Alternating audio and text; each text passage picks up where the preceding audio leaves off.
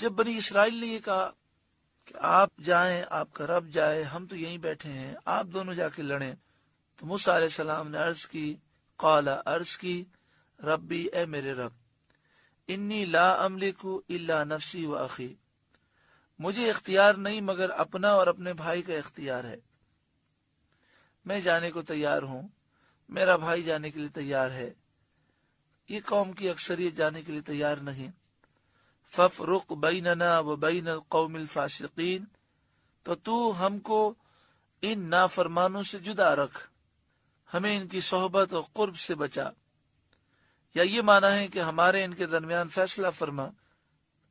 بعض فرماتے ہیں یہ معنی ہے کہ ان پر جب عذاب نازل ہو تو ہمیں اس عذاب سے محفوظ فرما۔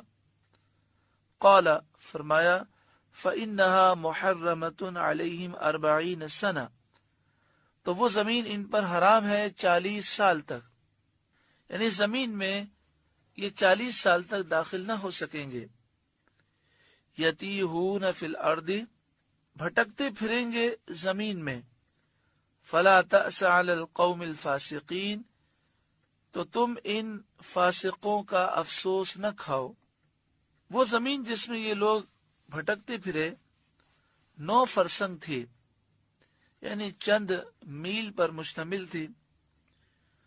قوم کی تعداد 6 لاکھ تھی، اور جنگی سامان بھی ساتھ میں تھا اور بہت سا سامان تھا۔ یہ 6 لاکھ افراد تمام دن چلتے تھے اور اس میدان تی سے نکلنے کی کوشش کرتے، جب شام ہوتی تو اپنے آپ کو وہیں پاتے جہاں سے چلے تھے۔ یہ ان پر سزا تھی۔ حضرت موسیٰ علیہ السلام، حضرت ہارون، حضرت یوشع، حضرت کالب، وہ بھی وہیں تھے۔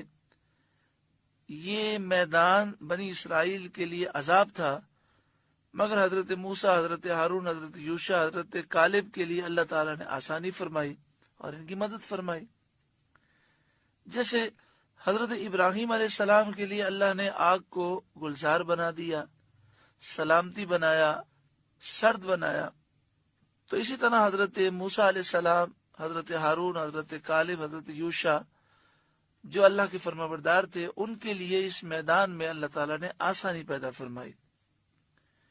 اتنی بڑی جماعت کا اتنے چھوٹے سے زمین کے حصے میں 40 برس تک آوارہ اور حیران پھرنا اور کسی کا وہاں سے نہ نکل سکنا، یہ خوارق عادات میں سے ہے، یعنی عادتاً یہ ایک مشکل امر ہے، عادتاً یہ ناممکن ہے، مگر یہ حضرت موسیٰ علیہ السلام کا معجزہ کہ اس چھوٹے سے علاقے میں یہ گھومتے رہے، 40 سال تک نکلنے کی کوشش کرتے رہے، لیکن اس علاقے سے باہر نہ نکل سکے۔ جب بنی اسرائیل نے اس جنگل میں حضرت موسیٰ علیہ السلام سے کھانے پینے، دیگر ضروریات کا مطالبہ کیا اور تکالیف کی شکایت کی، تو آپ دیکھیں اللہ تعالیٰ کتنا کریم ہے۔ انہیں 40 سال کے لیے اس میدان میں قید کیا گیا سزا کے طور پر، لیکن جب موسیٰ علیہ السلام نے دعا کی تو اللہ نے کرم فرمایا اور من و سلوہ ان پر نازل کیے۔ 40 سال تک من و سلوہ نازل ہوتے رہے۔ سلوہ کے بارے میں ایک روایت یہ ہے کہ یہ بھنے ہوئے بٹیر تھے، اور من کے بارے میں ایک روایت یہ ہے کہ یہ سفید شہد کی طرح میٹھی چیز تھی۔ اور اس 40 سال میں لباس خود بخود ان کے بدن پر اللہ تعالیٰ نے پیدا کر دیے۔ اب انہیں لباس کی ضرورت نہ تھی، بلکہ لباس خود بخود پیدا ہو گیا، اور جسم اگر بڑھتا تو لباس بھی بڑھتا تھا، اور وہ لباس میلے نہیں ہوتے تھے۔ ایک سفید پتھر کوہ طور کا عنایت فرمایا۔ جب رخت سفر اتارتے اور کسی وقت ٹھہرتے تو حضرت موسیٰ علیہ السلام اس پتھر پر عصا مارتے، اس سے بنی اسرائیل کے 12 گروہ کے لیے 12 چشمے جاری ہو جاتے۔ سایہ کرنے کے لیے ایک بادل بھیجا گیا۔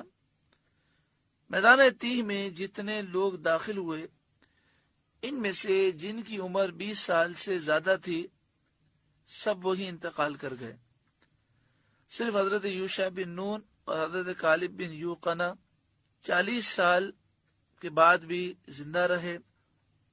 جن لوگوں نے ارض مقدسہ میں داخل ہونے سے انکار کیا، ان میں سے کوئی بھی پھر داخل نہ ہو سکا۔ 40 سال وہ قید رہے اور پھر 40 سال کے بعد بھی ارض مقدسہ میں ان میں سے کوئی داخل نہ ہو سکا۔